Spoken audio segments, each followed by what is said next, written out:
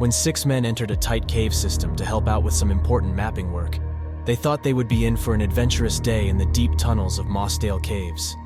The harsh reality of what they would face is absolutely stunning. This is the fatal breakdown of the Mossdale Caving Tragedy.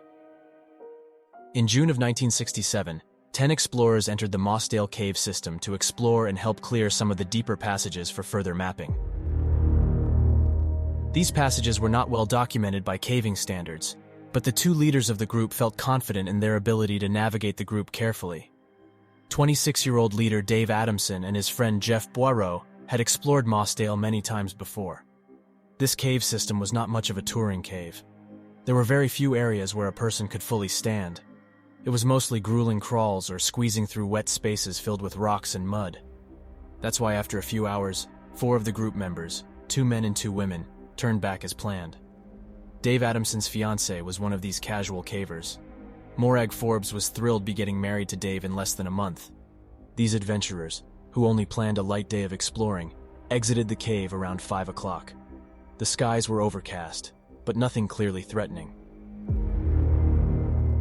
Dave and Jeff continued deep underground with their 4 caving friends assisting with equipment and tools. Colin Vickers, John Ogden, and Bill Frakes were top cavers.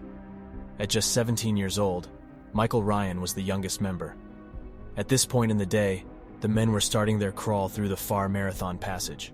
This claustrophobic tunnel is the length of 3 football fields, over 900 feet of narrow rock with a light stream of water along the bottom.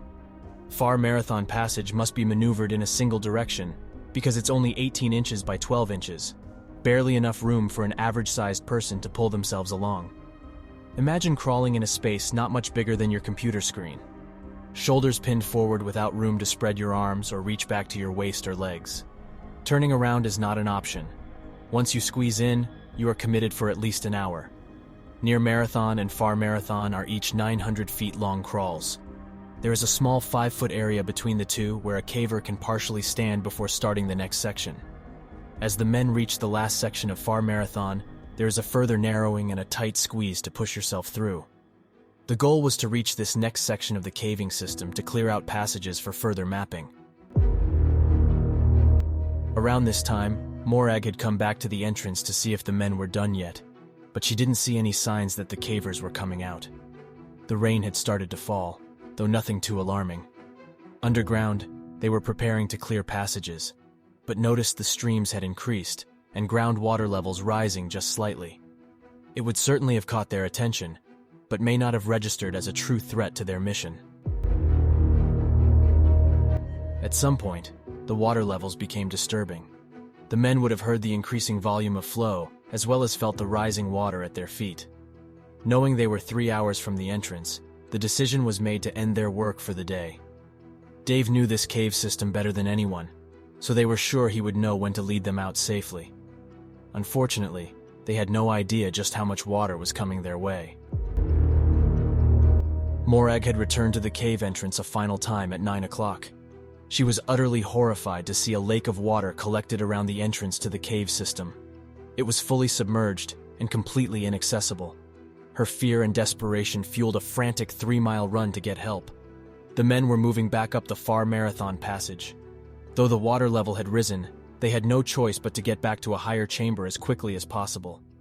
This extreme distance in such a confining chamber was likely panic-inducing with such a heavy stream of water coming at them. All their experience told them to move calmly but efficiently to get through this intimidating reality. Sure, they would emerge on the other side in a higher chamber. Young Michael and experienced Jeff were the first 2 to squeeze through the tight starting section of the return. A body could barely fit through portions of this passage. The cavers had to literally squeeze themselves past the rock and pull themselves forward with just their arm strength. Their rubber boots would be towing along the sides to help leverage forward as fast as possible. This time, the water would be coming right at their faces instead of following behind. Jeff Boireau was familiar with the ebb and flow of water in Mossdale. Surely he knew that a swift effort in Far Marathon would get he and Michael safely beyond the risky passage and into the larger chamber above. The other 4 men would have been gathering their gear and preparing for their own entrance into Far Marathon. Now the water flow was becoming more alarming. Dave Adamson was confident that he knew where to wait out the flash flood from the storm. These experienced cavers began their push, with all haste in mind. Jeff and Michael began struggling with the flood of water they were facing in the tight passage. It rose above their hands and then their shoulders. They tried to find the highest crack in the passage to lift their faces as the water rushed into the tunnel. Michael would have asked Jeff what to do, where to go. The amount of water flooding into the narrow passage was only increasing with no safe place to escape. The haunting truth was that there was nothing that they could do.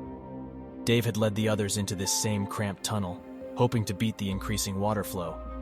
As they moved through Far Marathon, they encountered the same devastating reality that their friends had just faced. The water was too high. They turned to elevate their faces above the rising water, seeking the smallest pockets of air, but clearly there was just no escape from this trap.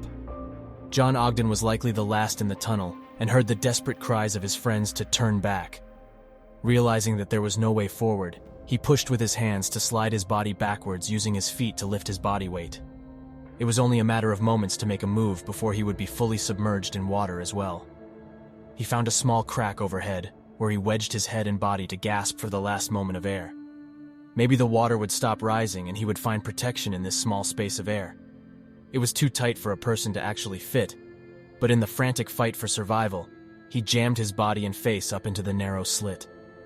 Outside the cave, a full rescue effort was beginning. It was clear that the entrance to the cave was completely blocked by a lake of water, but there was still hope that the men had found a safe chamber to wait in until the water levels fell. The rescuers came out in full force.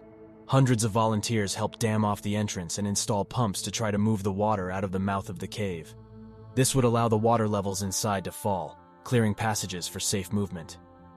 On Sunday afternoon, a full day after the men entered the cave, rescuers were able to make it down to Far Marathon.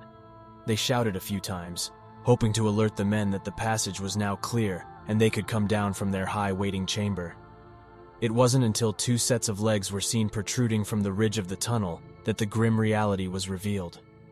These 2 bodies were Jeff and Michael, who had lifted their upper bodies into a ridge along the path to try to access the last breaths of air. The reality of the situation was completely devastating to rescuers, who held to a slender thread of hope that these experienced cavers were able to find salvation in an air pocket. One by one, the bodies of 5 men were discovered.